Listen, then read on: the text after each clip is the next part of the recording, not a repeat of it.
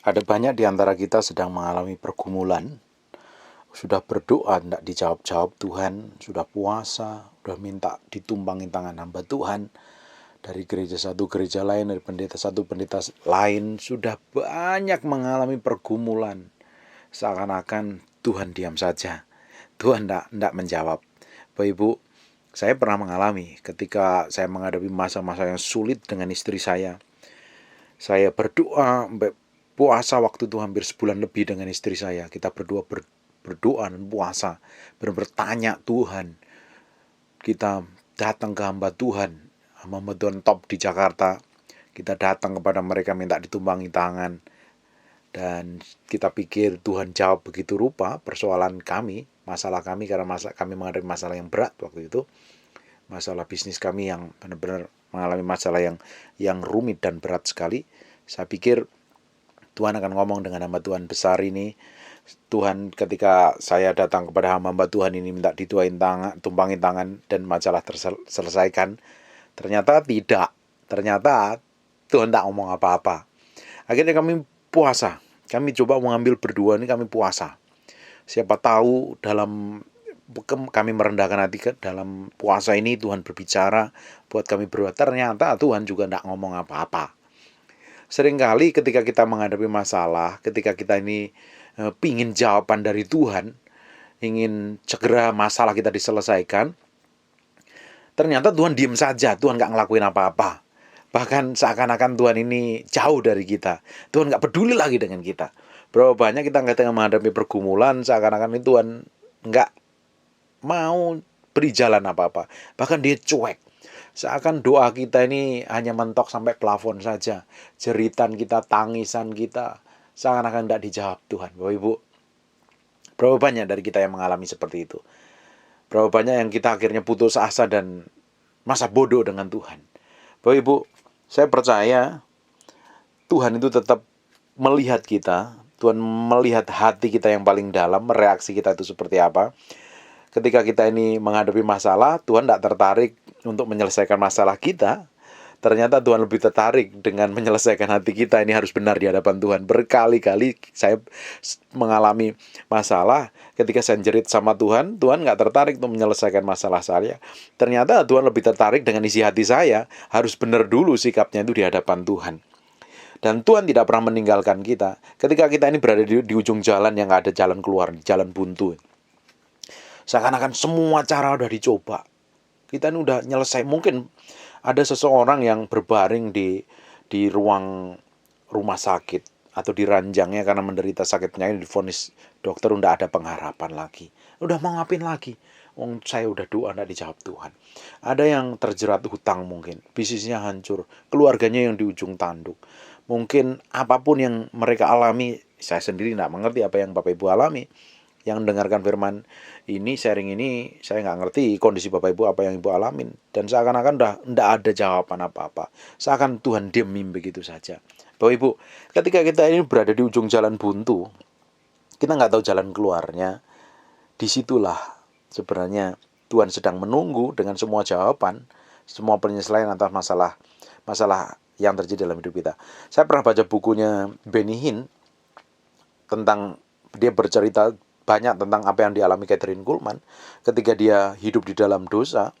Dia menikah dengan seorang laki-laki yang pernah punya suami, dan dia akhirnya pelayanannya hancur, dan dia harus mengambil keputusan dia lebih mengasihi Tuhan daripada mengasihi suaminya. Akhirnya suaminya ditinggalkan, dan ketika dia mulai melangkah keluar rumah, dia ketemu jalan buntu. Seakan-akan putus asa.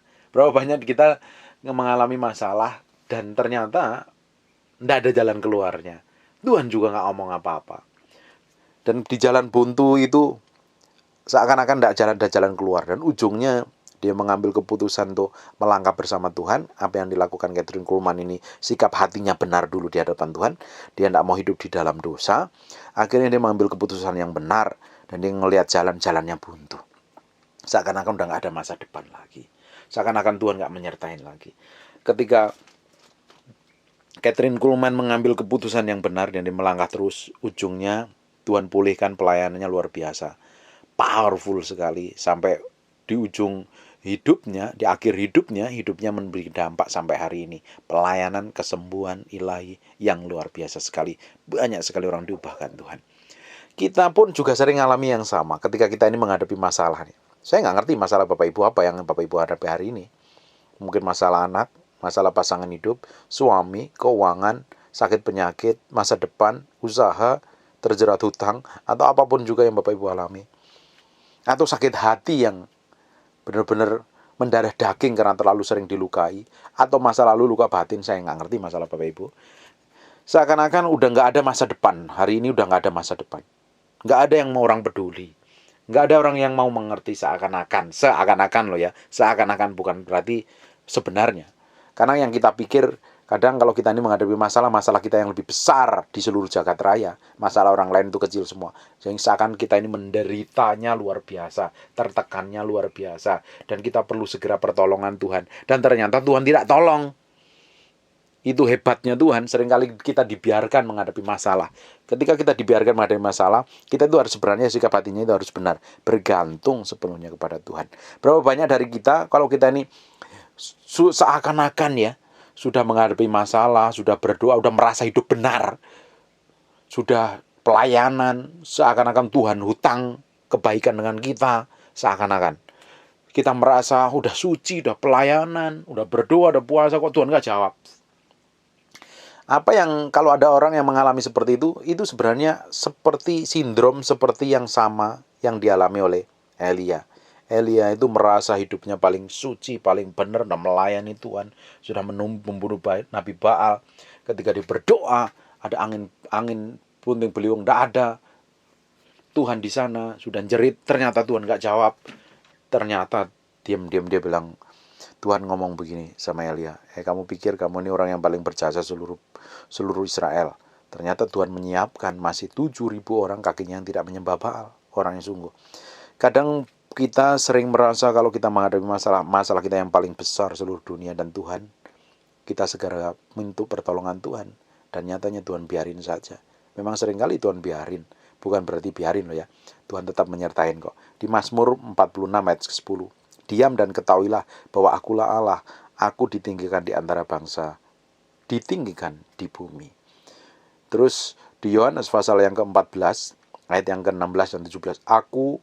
Yesus sendiri sebelum naik ke surga, dia ngomong begini, aku akan minta kepada Bapa, ia akan memberikan kepadamu seorang penolong yang lain, the Holy Spirit, Roh Kudus, supaya menyertai kamu selama-lamanya, yaitu roh kebenaran. Roh Kudus itu menyertai kita selama-lamanya. Dunia tidak dapat menerima dia, sebab dunia tidak melihat dia dan tidak mengenal dia. Tetapi kamu, kita yang mengenal Tuhan, orang yang dilahirkan baru ini, sebab ia menyertai kamu dan diam di dalam kamu. Bapak Ibu, ada kabar baik. Ketika Tuhan sebenarnya tidak masa bodoh dengan kita, seakan-akan Tuhan nggak peduli dengan apa yang kita alami, sebenarnya Tuhan yang ada di dalam diri kita. Dia tidak hanya di dalam, dia menyertai kita. Apa Bapak Ibu kira ketika Bapak Ibu jerit, sudah merasanya udah menyerah, Tuhan nggak lihat? Tuhan lihat. Tuhan perhatikan semua pergumulan, semua masalah, semua persoalan, semua kerinduan kita itu Tuhan lihat. Tuhan perhatikan. Sampai titik tertentu biasanya Tuhan itu muncul di ujung paling yang ujung. Seringkali saya itu dibawa hidup dalam iman itu, hidup kata orang dunia itu seringkali di ujung jalan. Sudah mentok baru Tuhan muncul. Tuhan sebenarnya tidak lambat. Tuhan juga nggak terlalu cepat. Tuhan sedang mengajarin kita bagaimana kita itu mengandalkan iman. Kita itu bergantung sepenuhnya kepada Tuhan. Bayangin, kita semakin hari akan semakin dibawa ke dalam tingkat iman yang dewasa. Bertumbuh di dalam Kristus penuh. Ketika Bapak Ibu punya anak bayi itu mulai jerit, nangis. Berarti Bapak Ibu cek, oh ini popoknya perlu diganti. Oh jangan-jangan ini lapar. Langsung cek, Bapak Ibu langsung datang. Ganti popoknya atau kasih makan. Semakin dewasa, anak Bapak Ibu semakin dewasa dan semakin dewasa. Ketika dia nangis, Bapak Ibu akan tanyain, kamu ngalami apa? Kamu mengalami masalah apa? Kalau sudah dewasa, sudah akil balik, Ketika nangis, tiap hari katanya nangis, minta makan, minta ganti baju. Itu tandanya yang tidak bertumbuh dewasa. Mereka akan tahu bagaimana kalau lapar dia akan cari ke meja makan, ada makanan apa ini. Kalau nggak ada makanan, dia pesan GoFood atau Gojek atau masak Indomie, bisa saja.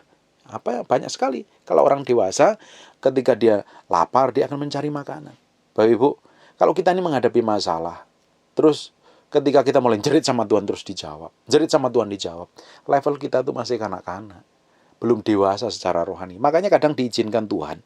Tuhan itu seakan-akan mendiamkan kita. Tuhan seakan-akan nggak mau jawab doa kita, nggak mau peduli sama kita. Sebenarnya kita itu diajarin untuk kita itu beranjak ke tingkat kedewasaan penuh, untuk semakin hari mengenal ritme cara kerja Tuhan. Iman kita itu ditarik dari iman satu kepada iman yang lain, dari kemuliaan satu kepada kemuliaan yang lain. Harusnya tingkat kehidupan kita itu semakin beranjak dewasa di dalam Kristus. Tuhan nggak mau kita ini didapatin ketika Tuhan datang kedua kali. Kita itu didapatin menjadi mempelai yang masih anak-anak dan bayi. Kita ini mempelai perempuan, Yesus mempelai laki-lakinya. Tuhan mau ketika datang kedua kali mendapatin kita itu menjadi mempelai yang dewasa, yang matang, yang siap. Bukan anak-anak lagi. Tidak usah khawatir kalau Bapak Ibu hari ini menghadapi persoalan. Jangan fokus pada masalahnya. Tidak usah cemas, tidak usah bingung. Tidak usah putus harapan. Tuhan ada di samping Bapak Ibu. Tuhan menyertai. Tuhan melihat. Terus berdoa, jangan pernah menyerah. Terus memohon. Terus nyembah Tuhan. Sampai Tuhan muncul seperti fajar pagi. Tuhan pasti akan datang. Menyertai, memberkati, melakukan hal ajaib atas kehidupan Bapak Ibu. Seandainya kita itu harus berjalan dari iman kepada iman. Ini perjalanan iman itu seperti ketika kita berada di lantai 3 dan kita harus disuruh lompat ke kolam renang dan kondisi kolam renang itu kosong. Ketika kaki kita mulai lompat dan menginjak kolam renang yang kosong tadi, tiba-tiba airnya terpenuhi. Itulah iman.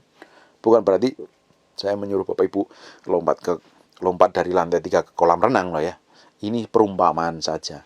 Jadi perlu langkah iman. Perlu pengharapan yang pasti kepada Tuhan. Karena Dia satu-satunya pengharapan kita.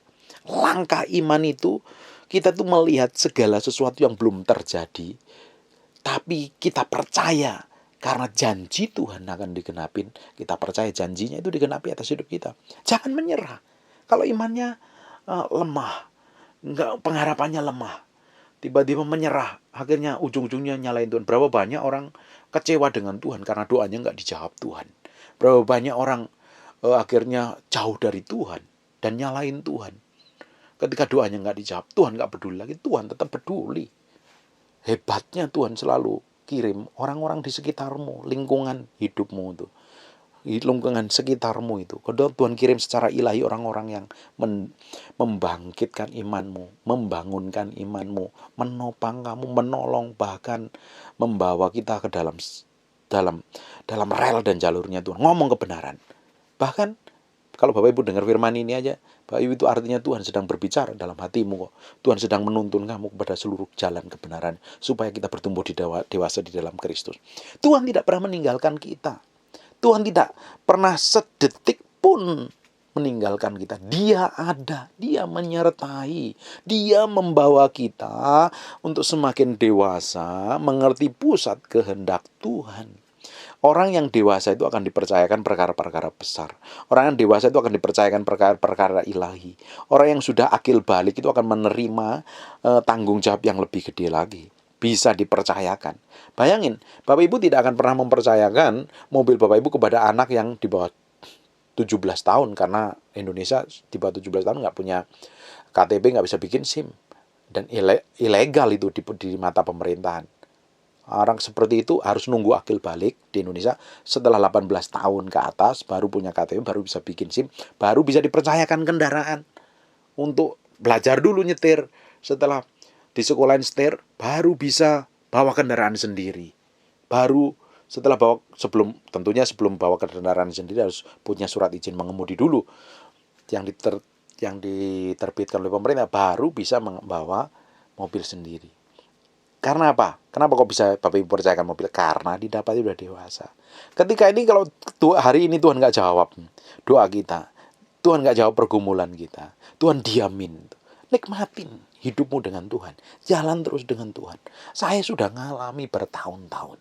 Seakan-akan Tuhan nggak tolong, Tuhan nggak jawab. Nggak ada jalan keluar.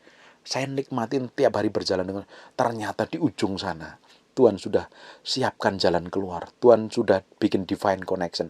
Dikirim koneksi secara ilahi. Saya dipertemukan dengan orang-orang secara rohani, secara ilahi. Akhirnya membuat koneksi dan membuat saya bangkit kembali. Membuat saya terjadi terobosan dan breakthrough. Tuhan selalu pakai orang di sekitar kita yang menjadi jawaban dalam hidup kita. Tuhan selalu memberkati kita melalui orang di sekitar kita. Tuhan memang sanggup turun dari surga itu langsung tuh sanggup. Tapi kebanyakan Tuhan selalu memakai orang-orang di sekitaran kita ini. Enjoy, nikmatin hidupmu. Nggak usah ngomel, nggak usah menggerutu. Jalan dengan iman. Melangkah dengan iman. Melihat dengan kacamata iman. Melihat yang tidak kelihatan. Apa yang tidak kelihatan? Semua janji Tuhan.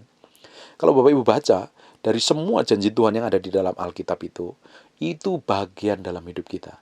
Bagiannya Tuhan itu sebenarnya sudah selesai, tapi bagian kita yang belum selesai. Makanya banyak janji yang belum digenapin dalam hidup kita. Bagaimana masih bayi belum bisa dipercayakan apa-apa kok. Dari pihak Tuhan, it's done 2000 tahun yang lalu. Tapi dari pihak kita, belum. Seringkali menunggu proses. Itu apa? Sesuai dengan apa yang Tuhan mau. Kehendak Tuhan.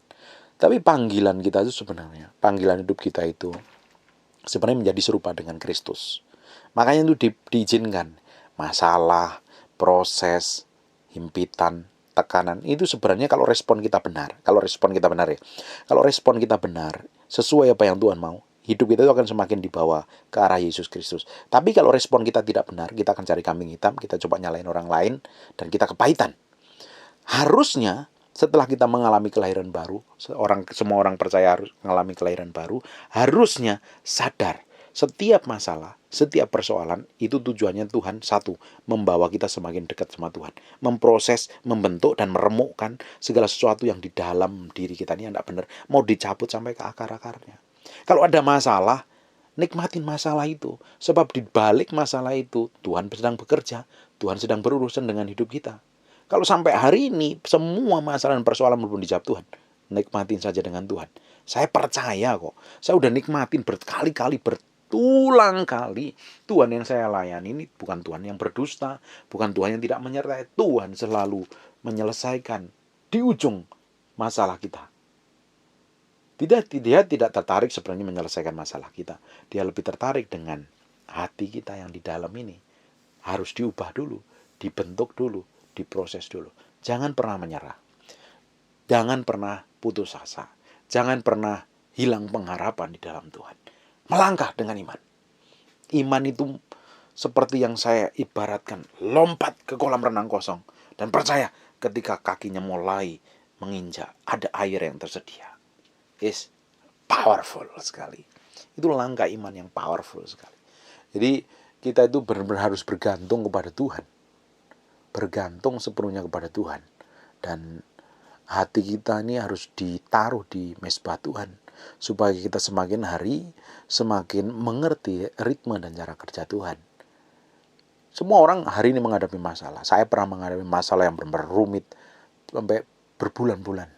Waktu itu saya nggak tahu mesti ngapain. Karena saya nggak tahu mesti ngapain. Karena saya benar-benar nggak ngerti. Karena Tuhan juga nggak ngomong. Ya saya jalanin aja apa yang Tuhan percayakan hari itu. Tuhan percayakan apa, saya kerjakan dengan baik. Tuhan percayakan apa, saya kerjakan dengan baik. Perlahan-lahan ternyata di ujungnya saya baru ngerti. Tuhan bikin terobosan. Tuhan ternyata bikin breakthrough. Ternyata Tuhan apa? Ngajarin hati saya itu menggantung nempelnya kepada Tuhan. Kita tuh harusnya hati kita tuh nempelnya kepada Tuhan. Bukan nempel kepada masalah. Bukan nempel pada persoalan. Hati kita tuh harusnya benar-benar percaya bahwa Tuhan yang kita alami, Tuhan yang kita sembah ini benar-benar real. Karena ini perlu pengalaman. Berjalan dengan Tuhan itu perlu pengalaman. Makanya semua masalah, semua tekanan itu sebenarnya Tuhan sedang membawa kita ke dalam pengalaman hidup bersama Tuhan. Respon hati kita itu mesti benar. Sikap hati kita itu mesti benar di hadapan Tuhan. Jangan memiliki sikap hati yang salah. Bapak Ibu, Tuhan melihat hati kita loh. Kalau ada masalah diizinkan terjadi, Tuhan sedang berurusan dengan hatimu. Tuhan sedang berurusan dengan hati saya. Tuhan mau hati kita itu benar-benar bersih, tulus, murni, tak bercacat celah. Karena Tuhan mau kita didapati menjadi mempelai yang tak bercacat celah. Tidak ada luka, tidak ada kerutnya. Kita itu sempurna di hadapan Tuhan, mau seperti itu. Makanya diizinkan persoalan, tekanan, impitan. Tetap berjalan sama Tuhan. Alkitab ngomong kok, Tuhan menyertai kita sampai akhir zaman, sampai selama-lamanya. Tuhan tidak pernah meninggalkan kita. Bapak Ibu lagi sedih, lagi stres, gak punya pengharapan, jerit sama Tuhan, ngomong sama Tuhan. Dia akan datang ke kamar doa Bapak Ibu. Dia akan menyertai Bapak Ibu. Dia akan bikin terobosan, breakthrough. Dan hati Bapak Ibu semakin hari semakin mencintai Tuhan, lengket kepada Tuhan. Mungkin ada beberapa orang yang terjerat di dalam dosa, udah gak tahu jalan keluarnya seperti apa. Datang kepada Tuhan dengan rendah hati, akuin semua kesalahanmu, akuin segala dosamu, minta Tuhan pulihkan. Nanti secara ilahi Tuhan akan kirim hamba-hamba Tuhan, orang-orang percaya yang menguatkan hatimu, membimbing hidupmu di sekitaran lingkungan hidupmu. Jangan pernah menyerah, jangan pernah putus asa. Apalagi dalam kondisi COVID ini, hampir setiap jam di jalan raya ada ambulan bolak-balik. Semua orang khawatir, semua orang cemas. Tapi jangan sampai kekhawatiran, kecemasan menguasai hati kita. Karena kita memiliki Allah yang powerful, Allah yang hebat, Allah yang dahsyat, Allah yang ajaib. Fokus saja dengan apa yang Tuhan janjikan dalam hidup kita. Pegang firman-Nya. Makanya perlu belajar firman, perlu ngomongin janji Tuhan, perlu baca Alkitab, supaya kita janjinya itu menguatkan hidup kita. Fokus kita itu jangan pada masalah, persoalan, dan kejadian yang hari ini. Yang kita fokuskan adalah semua janji Tuhan, semua kebenaran dalam firman Tuhan yang kita pegang, yang kita percayai, yang kita imani. Itu yang membuat iman kita semakin hari semakin bangkit, tidak menyerah, tidak gampang putus asa. Amin.